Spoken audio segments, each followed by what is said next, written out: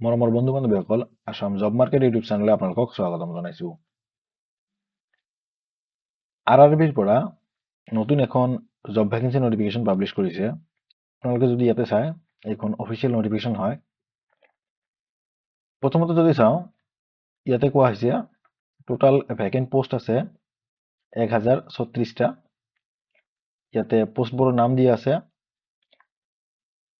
Post graduate teachers, scientific supervisor, trained graduate teachers, chief law assistant, public prosecutor, physical training instructor, scientific assistant, junior translator এইটো হিন্দী লেংগুৱেজৰ কাৰণে হয়। তাৰপিছত আৰু দি আছে senior publicity inspector, staff and welfare inspector, librarian, music teacher.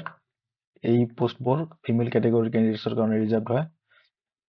Primary railway teachers, assistant teacher, এইবোৰো female কেণ্ডিডেটছৰ কাৰণে হয়। আৰু দিয়া আছে লেবৰেটৰী এছিষ্টেণ্ট আৰু লেব এছিষ্টেণ্ট গ্ৰেড 3 লেভেলৰ পোষ্ট। তো এইবোৰ পোষ্টৰ নাম দিয়া আছে। টোটাল ইয়াতে 1036টা পোষ্ট আছে। মোড অফ এপ্লিকেশ্যন ইয়াতে দিয়া আছে অনলাইন।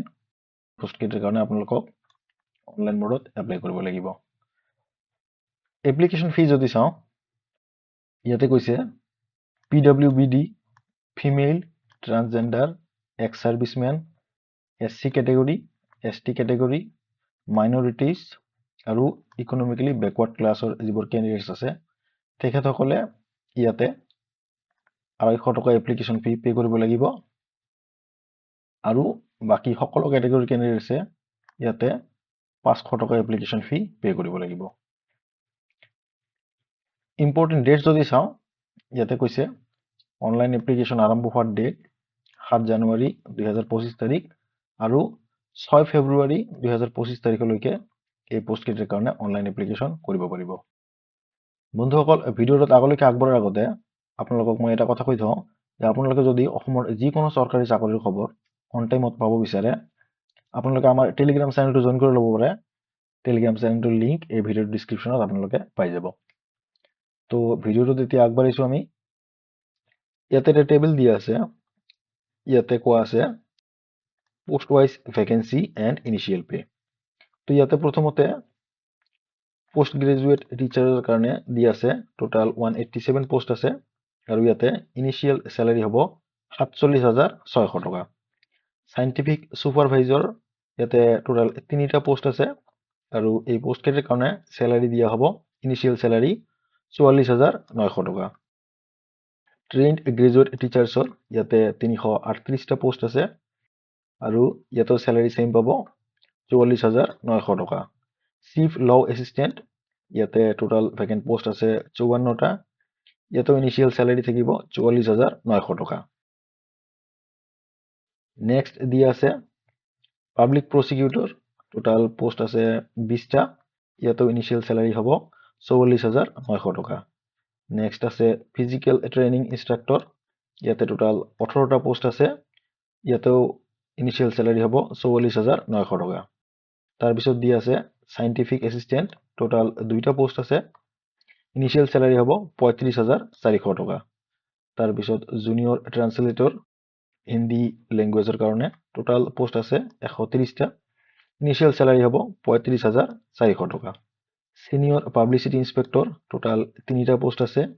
ইনিচিয়েল চেলাৰী হ'ব 35,400 টকা।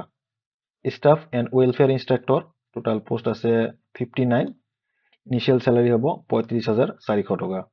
লাইব্ৰেৰিয়ান টোটাল পোষ্ট আছে 10টা। ইয়াতেও ইনিচিয়েল চেলাৰী হ'ব 35,400 টকা। তাৰপিছত আৰু দিয়া আছে মিউজিক টিচাৰ। এই পোষ্টকেইটা ফিমেল কেণ্ডিডেটছৰ কাৰণে হ'ব কেৱল। ইয়াতে টোটাল 3টা পোষ্ট আছে। ইনিচিয়েল চেলাৰী হ'ব 35,400 টকা। Primary railway teacher total post আছে 188। ইনিচিয়েল চেলাৰী হ'ব 35,400 টকা। এছিষ্টেণ্ট টিচাৰ এই পোষ্টকেইটা ফিমেল কেণ্ডিডেটছৰ কাৰণে হ'ব। ইয়াতে টোটাল পোষ্ট আছে 2টা আৰু ইয়াতে ইনিচিয়েল চেলাৰী হ'ব 35,400 টকা। তাৰপিছত আৰু দি আছে লেবৰেটৰী এছিষ্টেণ্ট, টোটাল পোষ্ট আছে 7টা। ইনিচিয়েল চেলাৰী হ'ব 25,500 টকা। আৰু দি আছে ল্যাব এসিস্ট্যান্ট গ্ৰেড 3 লেভেলৰ পোষ্ট হয় টোটাল পোষ্ট আছে 12টা আৰু ইনিশিয়াল স্যালাৰি হ'ব 19900 টকা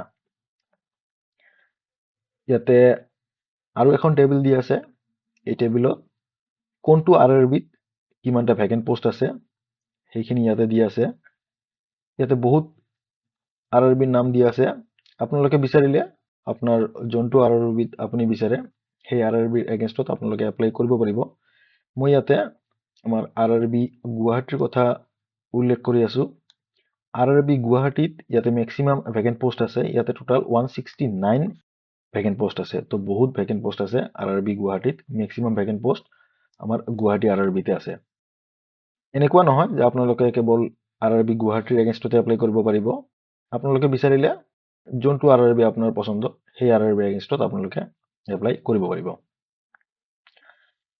এলিজিবিলিটি ক্ৰাইটেৰিয়া আৰু বাকি ডিটেইলছ যদি চাও ইয়াতে টেবুল এখন দি আছে ইয়াতে এজ লিমিট বোৰ উল্লেখ কৰা আছে এই এজ লিমিট নিৰ্ধাৰণ কৰাৰ কাৰণে কাট অফ ডেট দিয়া আছে ইয়াতে 1 জানুৱাৰী 2025 তাৰিখ ইয়াতে প্ৰথমে পোষ্ট গ্ৰেজুৱেট টিচাৰৰ কাৰণে এজ লিমিট দি আছে 18 বছৰৰ পৰা 48 বছৰ সাইন্টিফিক সুপাৰভাইজাৰৰ কাৰণে কৈছে 18 বছৰৰ পৰা 38 বছৰ ট্ৰেইনড গ্ৰেজুৱেট টিচাৰ্ছৰ কাৰণে ইয়াতে এজ লিমিট দি আছে 18 বছৰৰ পৰা 48 বছৰ চিফ ল এসিস্ট্যান্টৰ কাৰণে এজ লিমিট দি আছে 18 বছৰৰ পৰা 43 বছৰ পাব্লিক প্ৰসিকিউটৰৰ কাৰণে 18 বছৰৰ পৰা 35 বছৰ এজ লিমিট দি আছে ফিজিক্যাল ট্ৰেইনিং ইনস্ট্ৰাক্টৰ পোষ্টৰ কাৰণে 18 বছৰৰ পৰা 48 বছৰ লৈ এজ লিমিট দি আছে সাইন্টিফিক এসিস্ট্যান্ট পোষ্টৰ কাৰণে এজ লিমিট দি আছে 18 বছৰৰ পৰা 38 বছৰ জুনিয়ৰ ট্ৰান্সলেটৰ পোষ্টৰ কাৰণে এজ লিমিট দি আছে 18 বছৰৰ পৰা 36 বছৰ সিনিয়ৰ পাবলিসিটি ইন্সপেক্টৰ পোস্টৰ কাৰণে এজ লিমিট দি আছে 18 বছৰৰ পৰা 36 বছৰ স্টাফ এন্ড ওয়েলফেয়াৰ ইন্সপেক্টৰ পোস্টৰ কাৰণে এজ লিমিট দি আছে 18 বছৰৰ পৰা 36 বছৰ লাইব্ৰেৰিয়ান পোস্টৰ কাৰণে এজ লিমিট দি আছে 18 বছৰৰ পৰা 33 বছৰ মিউজিক টিচাৰ পোস্টৰ কাৰণে এজ লিমিট দি আছে 18 বছৰৰ পৰা 48 বছৰ প্ৰাইমাৰী ৰেলৱে টিচাৰ পোস্টৰ কাৰণে এজ লিমিট দি আছে 18 বছৰৰ পৰা 48 বছৰ এসিস্ট্যান্ট টিচাৰ পোস্টৰ কাৰণে এজ লিমিট 18 বছৰৰ পৰা 48 বছৰ ল্যাবৰেটৰী এসিস্ট্যান্ট পোস্টৰ কাৰণে এজ লিমিট 18 বছৰৰ পৰা 48 বছৰ আৰু ল্যাব এসিস্ট্যান্ট গ্ৰেড 3 লেভেলৰ পোস্টৰ কাৰণে ইয়াতে এজ লিমিট দিয়া আছে 18 বছৰৰ পৰা 33 বছৰ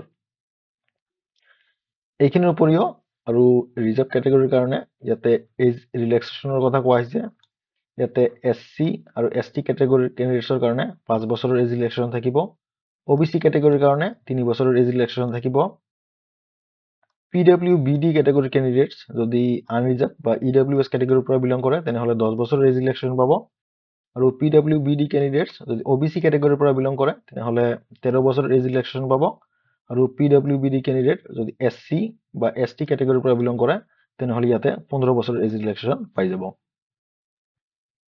এডুকেশনাল কোৱালিফিকেশন যদি চাও আমি তেনেহলে ইয়াতে লিংক দি আছে click here for post wise educational qualification এই লিংকটো ক্লিক কৰি দিলে এইটো পেজ ওপেন হ'ব ইয়াতে স্পেসিফিক কোনটো পোষ্টৰ এগেইনষ্টত কি এলিজিবিলিটি ক্ৰাইটেৰিয়া বিচাৰিছে সেইখিনি ডিটেইলছত দি আছে আৰু সেপাৰেট কে দি আছে তো আপোনালোকক একো হাবাথুৰি খোৱাৰ ইয়াত কথা নাই আপোনাৰ যোনটো পোষ্ট পছন্দ সেই পোষ্টৰ এগেইনষ্টত কি এডুকেশনাল কোৱালিফিকেশন বিচাৰিছে সেইখিনি আপোনালোকে চাই ল'ব চাই লৈ আপোনালোকে ধুনীয়াকে এপ্লাই কৰি দিব আপোনালোকে যদি অফিচিয়েল নোটিফিকেশনখন পঢ়ি চাব বিচাৰিছে এই ভিডিঅ'ৰ ডেসক্ৰিপচনত অফিচিয়েল নোটিফিকেশনৰ লিংক দিয়া থাকিব অনলাইন এপ্লাই কৰাৰ লিংক ইয়াতে দিয়া আছে ইয়াৰে পৰা আপোনালোকে বিচাৰিলে অনলাইন এপ্লাই কৰি ল'ব পাৰিব তো বন্ধুসকল আশা কৰো ভিডিঅ'টো ভাল লাগিছে আপোনালোকক যদি ভাল লাগিছে লাইক এটা কৰি দিব আৰু আমাৰ চেনেলটোক এতিয়ালৈকে যদি সাবস্ক্ৰাইব কৰা নাই কাইণ্ডলি আমাৰ চেনেলটোক সাবস্ক্ৰাইব কৰি ল'ব আমি এনেকুৱা জব ৰিলেটেড টপিকছ ভিডিঅ' আপোনালোকৰ কাৰণে ৰেগুলাৰলি পাব্লিছ কৰি থাকো ধন্যবাদ